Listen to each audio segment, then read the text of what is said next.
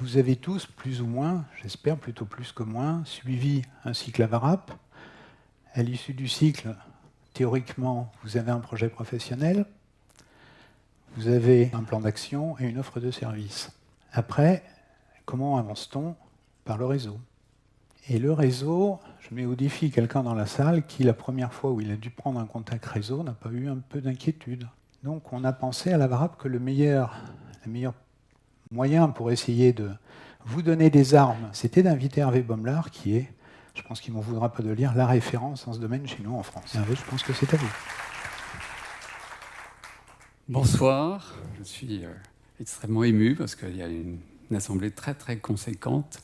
Et puis j'aime bien la VARAP depuis plusieurs années, je suis toujours ravi d'intervenir auprès de la VARAP. Alors, le thème « Oser le réseau », vous savez que le réseau en recherche d'emploi, c'est quelque chose de très très important. Pourquoi?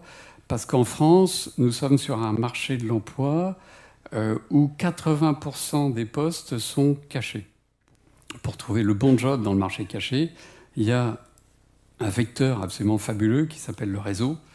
Oser le réseau, c'est très très important. Pourquoi? Parce que on n'a pas été formaté dans notre enfance, dans notre jeunesse, à faire du réseau. Et ensuite, à l'école, même chose, on nous apprend plein de choses, mais on ne nous apprend pas à faire du réseau, l'université, école de commerce. Il faut aller contre notre éducation de bon élève. Alors la vie professionnelle, il ne suffit pas de bien travailler.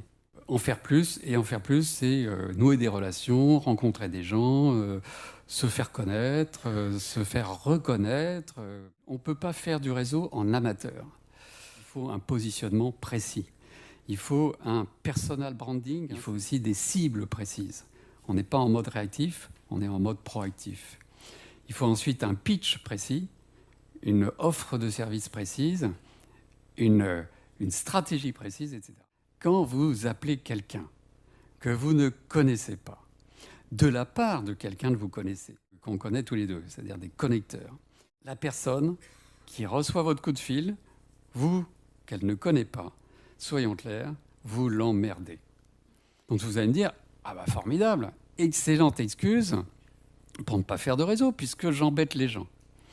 Mais justement, ce qu'il y a de bien, c'est la magie du réseau. Une fois que vous êtes dans le bureau de la personne, cette personne va découvrir, pendant cet entretien qu'elle va vous accorder, que rencontrer quelqu'un qu'on ne connaît pas, quelqu'un qui tient la route, qui a un projet précis, qui est sur une demande précise, pointue, c'est valorisant, c'est gratifiant et c'est agréable. Cette personne au début est neutre, et puis petit à petit, elle va prendre du plaisir à vous rendre service. Benjamin Franklin qui a eu cette phrase extraordinaire qui résume le réseau: si vous voulez vous faire un ami, laissez quelqu'un vous rendre un service. Alors le réseau aussi, c'est à vie. C'est-à-dire que le réseau, c'est pas simplement pendant ma période de recherche d'emploi. Je ne fais pas du réseau Kleenex. Ce qui est important, c'est de tenir la distance. Et puis une fois que je suis en poste, le réseau, ça va être extrêmement important déjà pour réussir mon intégration. C'est pas les plus mauvais, c'est pas ceux qui travaillent le moins bien qui sont licenciés en premier, c'est les isolés. Parce qu'un isolé, ça fait pas de bruit. Et quand on s'en sépare, ça fait pas trop de casse, on va dire, dans l'ambiance générale de l'entreprise. Et puis, plus on avance en âge, plus le réseau, c'est important.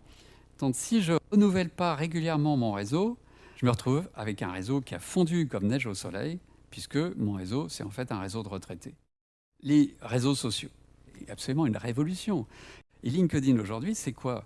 Ça a permis simplement de faciliter, d'accélérer le réseau. Ça veut dire qu'avant LinkedIn, on faisait du réseau à l'aveugle. Donc l'astuce de balayeur maintenant qu'on donne à nos clients, c'est qu'avant d'aller rencontrer quelqu'un, par exemple, on vous dit il faut aller rencontrer Marcel Berthaud.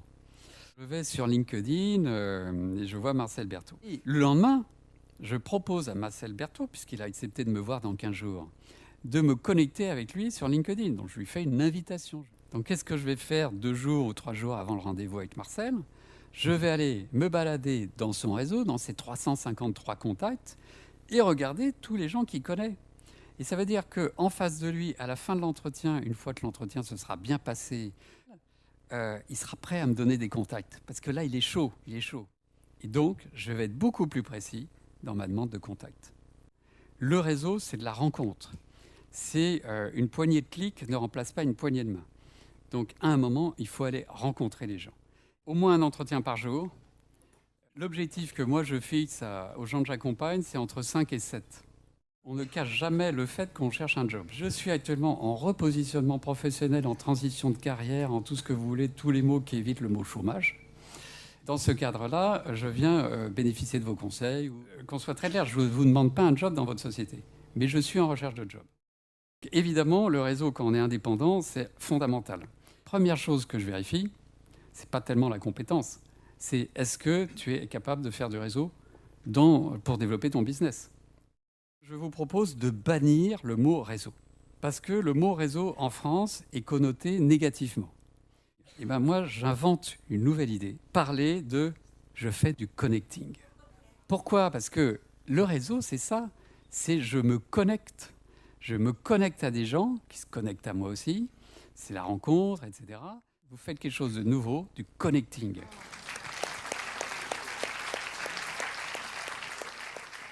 Je voulais vous remercier parce qu'à cette conférence, je vous avais posé la question, mais est-ce que ça marche ? Vous m'avez dit, mais vous avez essayé ? Et je vous avais dit non. Et depuis, j'ai essayé et c'est extraordinaire. Donc merci, Lucas, parce que... Ah bon, écoutez... Vraiment...